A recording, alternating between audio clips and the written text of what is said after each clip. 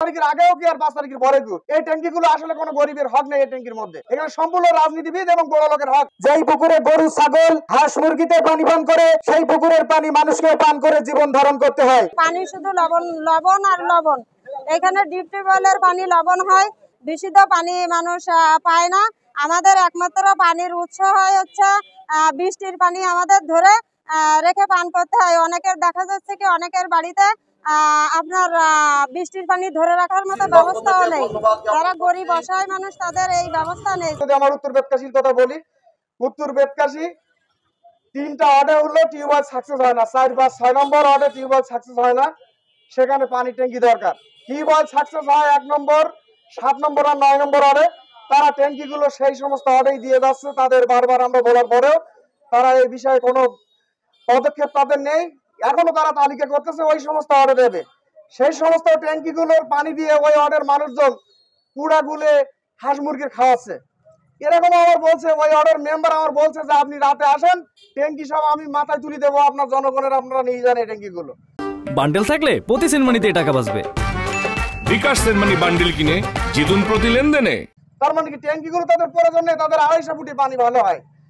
সরকারিভাবে পাবলিক হেলথের মাধ্যমে যে ট্যাঙ্কিগুলো বিতরণ হয় সেগুলো বিশেষ করে 5 তারিখের পরের থেকে, 5 তারিখের আগেও কি আর 5 তারিখের পরে কি এই ট্যাঙ্কিগুলো আসলে কোনো গরিবের হক নেই। এই ট্যাঙ্কির মধ্যে এখানে সম্পূর্ণ রাজনীতিবিদ এবং বড় লোকের হক। যাদের 2 তলা 3 তলা বাড়ি আছে তাদের বাড়ি এই ট্যাঙ্কিগুলো 3000 লিটার ট্যাঙ্কি দেখতে পাবেন। এই ট্যাঙ্কি গরিব মানুষের বাড়িতে খুব কম দেখতে পাবেন। এবং যাদের বাড়িতে আছে দলীয় ভাবে যারা প্রবৃত্তি আছে তাদের বাড়ি ওই 3000 লিটার ট্যাঙ্কি, 1টি আছে 2টি আছে, তাদের বাড়ি আরো যাচ্ছে, ভবিষ্যতে আরো যাবে। তালিকা দেখলে দেখতে পাবেন। এটা আমার ওয়ার্ডে একটা নাম, সে 3000 লিটার ট্যাঙ্কি আছে, সেই ট্যাঙ্কিটা 20,000 টাকাতে বিক্রি করে ফেলছে। তার নাম আবার তালিকায় আসছে। সে চাচ্ছে যে সে ট্যাঙ্কি আবার পাবে।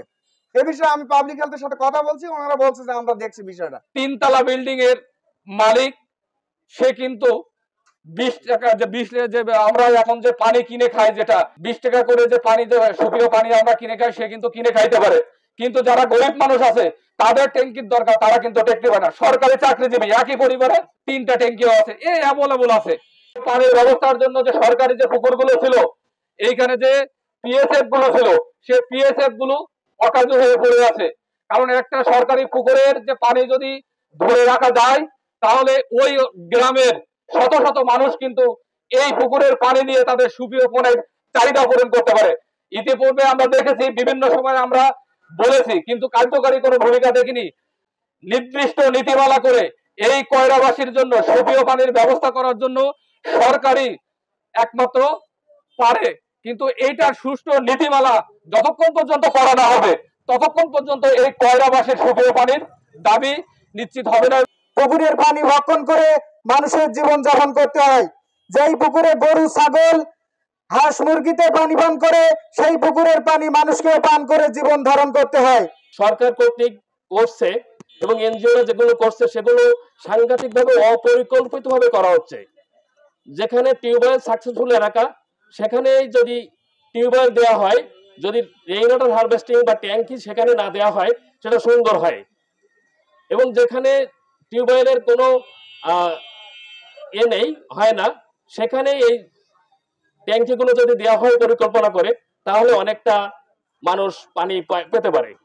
অনেক জায়গায় আছে যাদের পানির কোনো প্রয়োজন নেই, সেখানেই তাদের প্রভাব খাটিয়ে, রাজনৈতিক প্রভাব খাটিয়ে তারা ট্যাঙ্কি নিয়ে গেছে, কিন্তু এই টিউবওয়েলগুলো ট্যাঙ্কিগুলো কোনো কাজে তারা লাগায় না। এই পানি তারা অন্য কাজে ব্যবহার করে। আপনারা এখন 5 তারিখের পর থেকে এখনো পর্যন্ত আপনারা জানেন যে স্বৈরাচার সরকারের ইউনিয়ন পর্যায়ে চেয়ারম্যানগুলো থেকে যাওয়ার কারণে এখনো সেই স্বৈরাচারের ব্যক্তিরা কিন্তু সেই ট্যাঙ্কিগুলো পাচ্ছে। এবং যারা হচ্ছে আপনার যে ট্যাঙ্কিগুলো তাদের বাড়িতে ছিল 1টা 2টা, তারা আবারও সেখানে ট্যাঙ্কি পাচ্ছে। এখনো আসলে সেই নেতাকর্মীদের সুপারিশে সব কাজ হচ্ছে। আর একটা বিষয় হচ্ছে যে 5 তারিখের আগেও যে ধরনের টাকার লীলা খেলা ছিল সেটা এখনো চলমান। কারণ এখনো আমলিকের এবং স্বৈরাচারের লোক থাকার কারণে বিশেষ করে ওয়ার্ড পর্যায়ের তারা এখনো পর্যন্ত সেই টাকা লেনদেন করছে। এবং যারা ভিন্ন মতের বা ভিন্ন দলের আছে তারাও আসলে দুর্নীতির সাথে জড়িত হচ্ছে। এটা আসলে দুঃখজনক। যাদের পাওয়ার যোগ্য, যেসব পরিবার পাওয়ার যোগ্য, তারা আসলে সেটা পাচ্ছে না। এটা আসলে আমাদের জন্য খুব হৃদয় বিদারক এবং কষ্টের। যে অনিয়ম হয়েছে এখনো সেই অনিয়ম অব্যাহত আছে। এই 5 তারিখের পরে আমরা দেখেছি টিউবওয়েল এই ট্যাঙ্কি বিতরণের জন্য ছবি তোলা হয়েছে, যাদের 100 টাকা ওষুধ কেনার সমর্থনে তারা টাকা খরচ করে অনলাইন করেছে এবং ছবি তুলে দিয়েছে, কিন্তু তারা পায়নি। এইগুলো বিশেষ রাজনৈতিক দলের নেতারা এবং টাকার বিনিময়ে সেগুলো বন্টন হয়ে গেছে। এই জন্য আমাদের জোর দাবি যেন এই টাকা এবং দলীয় নেতাকর্মীরা যেন এটা ভাগাভাগি করতে না পারে, একটি নির্দিষ্ট নিয়মের মাধ্যমে এগুলো বন্টন হোক, এটা হলো আমাদের দাবি। দাবি হচ্ছে যথাযথ প্রক্রিয়ায় নীতিমালা অনুসরণ করে নীতিমালা ও নির্দেশনার আলোকে নিরপেক্ষ দৃষ্টিতে ন্যায্যতা ও ইনসাফের ভিত্তিতে স্বচ্ছতার সাথে নলকূপের স্থান নির্ধারণ, পুকুর খনন, পুনর্খনন ও সংস্কার এবং পানির ট্যাঙ্ক প্রদানের জন্য যাচাই বাছাই করে তালিকা প্রণয়ন এবং স্থায়ী ও টেকসই পানি ব্যবস্থাপনার জন্য পরিকল্পনা প্রণয়ন ও বাস্তবায়ন।